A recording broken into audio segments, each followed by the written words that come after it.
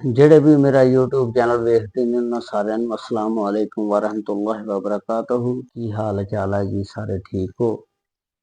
ਉਮੀਦ ਹੈ ਅੱਲਾ ਦੇ ਹੁਕਮ ਦੇ ਨਾਲ ਸਾਰੇ ਠੀਕ ਹੋਣਗੇ। ਬੜੀ ਮਿਹਰਬਾਨੀ ਕਿ ਤੁਸੀਂ ਮੇਰਾ YouTube ਚੈਨਲ ਵੇਖਦੇ ਹੋ। ਆਪਣਾ ਕੀਮਤੀ ਟਾਈਮ ਕੱਢ ਕੇ ਤੇ ਇਹਨੂੰ ਲਾਈਕ ਔਰ ਸਬਸਕ੍ਰਾਈਬ ਔਰ ਸ਼ੇਅਰ ਜ਼ਰੂਰ ਕਰ ਦਿਆ ਕਰੋ ਔਰ ਕਮੈਂਟਸ ਵਗੈਰਾ ਵੀ ਕਰ ਦਿਆ ਕਰੋ। ਬੜੀ ਮਿਹਰਬਾਨੀ ਨਾਲ ਲੱਗੇ ਹੋਏ ਘੰਟੇ ਦੇ ਬਟਨ ਨੂੰ ਵੀ ਦਬਾ ਦਿਆ ਕਰੋ ताकि ਜਿਹੜੀ ਵੀ ਨਵੀਂ ਵੀਡੀਓ ਮੈਂ ਅਪਲੋਡ ਕਰਾਂ ਉਹਦਾ ਨੋਟੀਫਿਕੇਸ਼ਨ ਤੁਹਾਡੇ ਤੱਕ ਪਹੁੰਚ ਸਕੇ। ਅੱਜ ਦਾ ਅਸੀਂ ਵਲੌਗ ਬਣਾਵਾਂਗੇ ਮਾਜ਼ੀ ਦੇ ਮਸ਼ਹੂਰ ਅਦਾਕਾਰ ਮੁਹੰਮਦ ਅਲੀ, ਜਿਨ੍ਹਾਂ ਨੂੰ ਸ਼ਹਿਨਸ਼ਾਹ ਜਜ਼ਬਾਤ ਦਾ ਵੀ ਲਕਬ ਦਿੱਤਾ ਗਿਆ।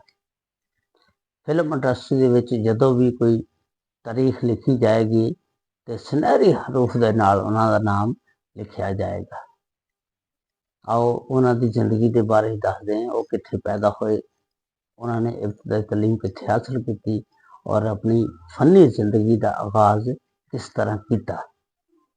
अदाकार मुहम्मद अली 19 अप्रैल 1931 ਨੂੰ इंडिया का शहर रामपुर उत्थे पैदा होए। ये 4 भैन भरा सी। 4 भैन भरावां दे विचों ये सब तो छोटे सी। इन्हां दे वड्डे भरा का नाम अरशाद सी ते मुहम्मद अली हजे 3 साल की उम्र दे विच सी जदों इन्हां दी वालदा फौत हो जाती है। ते इन्हां दे अब्बे की उम्र उदों 35 साल सी, लेकिन इन्हां दे अब्बे ने शादी दूसरी नहीं कराई क्योंकि उन्हें कहा कि मेरे पुत्र जिहड़े ने बेटे धीआं रुल जाणगे अगर मैं दूजी शादी कराई। ते लेकिन उन्होंने दूसरी शादी नहीं कराई। हालांकि 35 साल की उम्र कोई उम्र नहीं होंगी। साढ़े पाकिस्तान दे विच 30-35 साल की उम्र दे विच जाके शादी करते हैं। ते इन्हां दा जिहड़ा घराना हुंदा बहुत मजहबी घराना हुंदा ते इन्हां दे वालिद जिहड़े एक आलिम दीन हुंदे आ ते इन्हां दे वालिद दा नाम सैयद मुर्शद अली ते इह एक मदरसे दे विच पढ़ांदे ने ते इह अंग्रेजी तालीम दे बड़े खिलाफ हुंदे ने। ये कहते हैं अंग्रेजी तलीम जी वो नहीं हासिल करनी चाहिए तो जिसकी वजह न 14 साल तक मुहम्मद अली साहब जोड़े ने इन्हों के मदरसे के उर्दू फारसी अरबी की तलीम हासिल करते रहे और 14 साल तक इन्होंने स्कूल का मुँह नहीं देखा। सन 1943 के विच फिर इन्हों का खानदान उतों उठ के ते पाकिस्तान के शहर मुल्तान के आ जाता कि इत्थे आबाद हो जाता।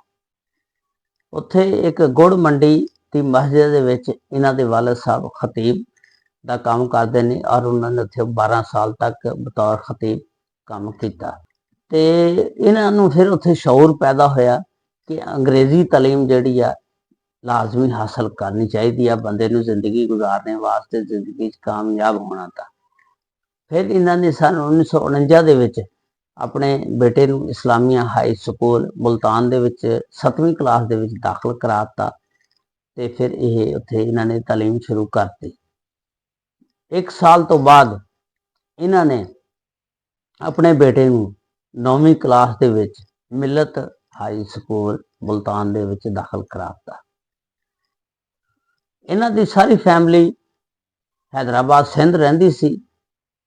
इस वास्ते 1955 दे विच ये सारा खानदान इत्थों उठ के ते जिथे इन्हां दे ज़्यादा रिश्तेदार अजीज़ो कारब सिंध हैदराबाद रहिंदे ने उत्थे शिफ्ट हो जाते हैं। इन्हां ने inter city high school Hyderabad तो किया। उस तो बाद इन्हां दी ख्वाहिश सी कि मैं पायलट बना, लेकिन गुरबत इन्हां दे आड़े आ गई क्योंकि एयरफोर्स में जाने वास्ते एबटाबाद जाके ट्रेनिंग हासिल करनी पैंदी सी। उहदे वास्ते इन्हां को इन्हां दी मुआशी हालत कोई अच्छी नहीं सी, कोई पैसा नहीं सी, जिसकी वजह ना फिर ये पायलट नहीं बन सके। उस तो बाद फिर इन्हां ने अपनी तालीम भी जारी ना रख सके मुआशी हालात की वजह ना। फिर इन्होंने अपने भरा नाल गल कीती जिहड़े रेडियो पाकिस्तान हैदराबाद दे विच बतौर ड्रामा आर्टिस्ट काम करते सी। उन्हां दे भरा अरशाद अहमद ने उस वेले रेडियो पाकिस्तान हैदराबाद के डायरैक्टर सी कयूम साहब, उहदे नाल गल कीती और अपने भरा नूं उन्हां दे नाल मिलवाया।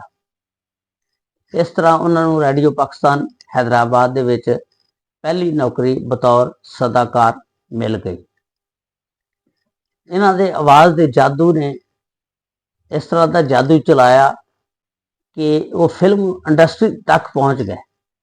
आवाज़ की वजह ना आवाज़ दे विच इन्नी मिठास सी। ते उस तो बाद फिर यह रेडियो पाकिस्तान बहावलपुर आ गए। उत्थे भी इन्होंने आके कुछ प्रोग्राम वगैरह किए। इन्हां दे आवाज़ का जादू ऐसा सी कि उस वेले दे रेडियो पाकिस्तान कराची के जनरल डायरैक्टर जुल्फकार अहमद, जिन्होंने ZA बुखारी भी कहा जाता, जुल्फकार अहमद बुखारी ने इन्हों कराची अपने को बुलवाया। उन्होंने फिर इस हीरे नूं तराशया और इनू फिर कुंदन बनाता।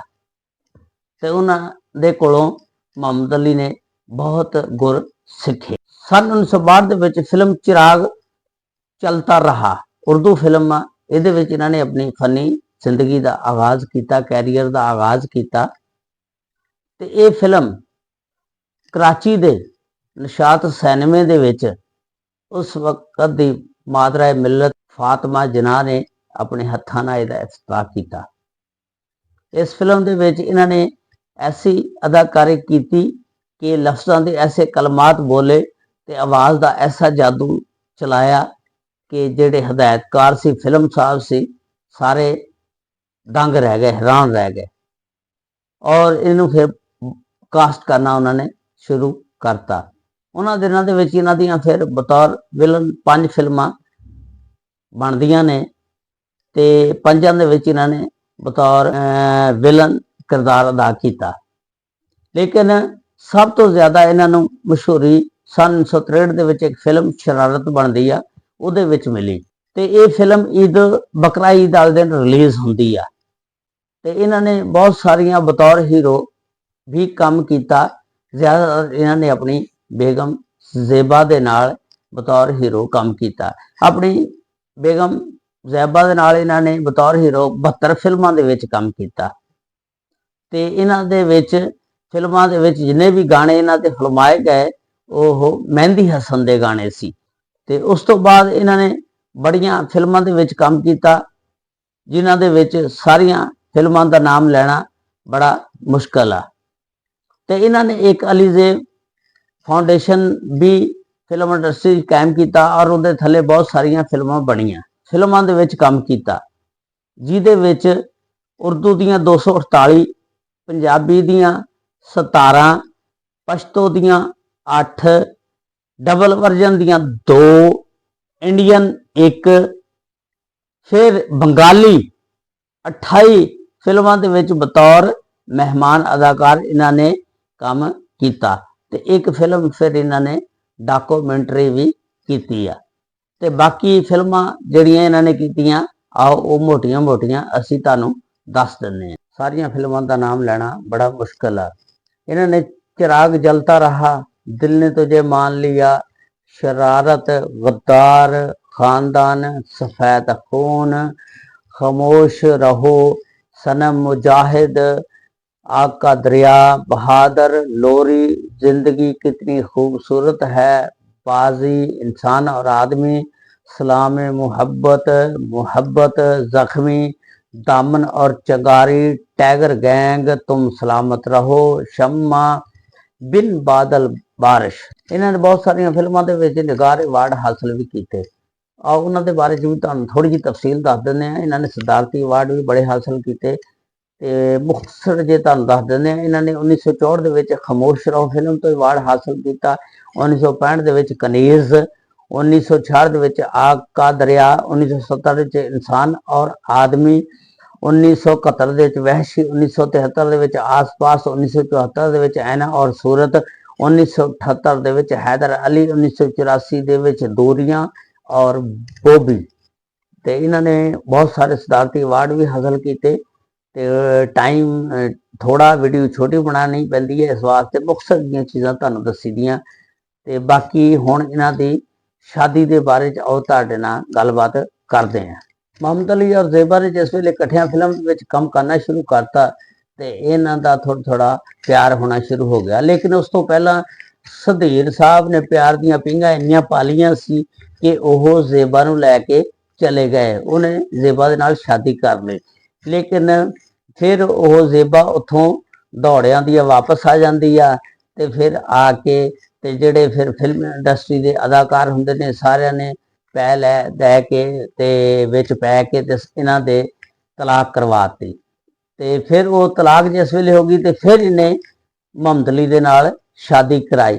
ਇਹ ਫਿਲਮ ਦਾ ਵਾਕਿਆ ਇਸ ਤਰ੍ਹਾਂ ਕਿ ਜਿਸ ਵੇਲੇ ਇਹਨਾਂ ਨੇ ਮੁਹੰਮਦ ਅਲੀ ਨੇ ਸ਼ਾਦੀ ਕਰਾਈ, ਫਿਲਮ ਦੀ ਸ਼ੂਟਿੰਗ ਹੁੰਦੀ ਆ, ਤੁਮ ਮਿਲੇ ਪਿਆਰ ਮਿਲਾ ਦੀ ਸ਼ੂਟਿੰਗ ਹੁੰਦੀ ਆ। ਬਰੋਜ਼ ਜੁਮੇ ਰਾਤ ਦਾ ਦਿਨ ਹੁੰਦਾ, 29 ਸਤੰਬਰ 1966 ਵਾਲੇ ਦਿਨ ਦੁਪਹਿਰ ਨੂੰ 3 ਵਜੇ ਅਦਾਕਾਰ ਆਜ਼ਾਦ ਦੇ ਘਰ ਦੇ ਵਿੱਚ ਜਿਹੜਾ ਨਾਜ਼ਮਾਬਾਦ ਦੇ ਵਿੱਚ ਹੁੰਦਾ ਉੱਥੇ ਜਾ ਕੇ ਇਹ ਨਿਕਾਹ ਕਰ ਲੈਂਦੇ ਨੇ। ਇਸ ਤਰ੍ਹਾਂ ਫਿਰ ਇਹਦੀ ਜ਼ੇਬਾ ਦੇ ਨਾਲ ਸ਼ਾਦੀ ਹੋ ਜਾਂਦੀ ਆ। ਤੇ ਫਿਰ ਮੁਹੰਮਦ ਅਲੀ ਸਾਹਿਬ ਨੇ ਜਿਹੜੀ ਅਦਾਕਾਰ ਸੁਧੀਰ ਦੇ ਵਿੱਚੋਂ ਬੇਟੀ ਹੁੰਦੀ ਹੈ ਸਮੀਨਾ, ਉਹਨੂੰ ਆਪਣੇ ਨਾਮ ਦੀ ਪਹਿਚਾਣ ਦਿੱਤੀ, ਉਹਨੂੰ ਆਪਣੀ ਬੇਟੀ ਬਣਾਇਆ ਔਰ ਫਿਰ ਸਾਰੀ ਉਮਰ ਉਹਨੂੰ ਆਪਣੀ ਬੇਟੀ ਬਣਾ ਕੇ ਰੱਖਿਆ ਤੇ ਫਿਰ ਉਹਦੀ ਸ਼ਾਦੀ ਵੀ ਕੀਤੀ। ਉਸ ਤੋਂ ਇਲਾਵਾ ਅਦਾਕਾਰ ਮੁਹੰਮਦ ਅਲੀ ਸਾਹਿਬ ਨੇ ਸਨ 1977 ਦੇ ਵਿੱਚ ਭੁੱਟੋ ਦਾ ਸਾਥ ਦਿੱਤਾ ਤੇ ਜ਼ਿਆਉਲ ਹਕ ਸਾਹਿਬ ਨੇ ਇਹਨੂੰ ਫੜ ਕੇ ਤੇ ਅੰਦਰ ਕਰ ਦਿੱਤਾ ਤੇ ਇਹ ਫਿਰ ਕਾਫੀ ਦੇਰ ਅੰਦਰ ਰਿਹਾ। ਤੇ ਉਸ ਤੋਂ ਬਾਅਦ ਫਿਰ ਜਿਸ ਵੇਲੇ ਛੁੱਟ ਕੇ ਆਇਆ ਫਿਰ ਜਨਰਲ ਜ਼ਿਆਉਲ ਹਕ ਦੇ ਨਾਲ ਵੀ ਫਿਰ ਇਹਦੇ ਅੱਛੇ ਤਾਲੁਕਾਤ ਬਣ ਗਏ ਤੇ ਫਿਰ ਮੀਆਂ ਨਵਾਜ਼ ਸ਼ਰੀਫ ਸਾਹਿਬ ਦੇ ਨਾਲ ਵੀ ਇਹਦੇ ਅੱਛੇ ਤਾਲੁਕਾਤ ਰਹੇ। ਤੇ ਇਹ ਯਾਨੀ ਹਰ ਹਕੂਮਤ ਦੇ ਵਿੱਚ ਹਰ ਬੰਦੇ ਨਾਲ ਬਣਾ ਕੇ ਰੱਖਦਾ ਸੀ ਤੇ ਬਹੁਤ ਅੱਛਾ ਬੰਦਾ ਸੀ।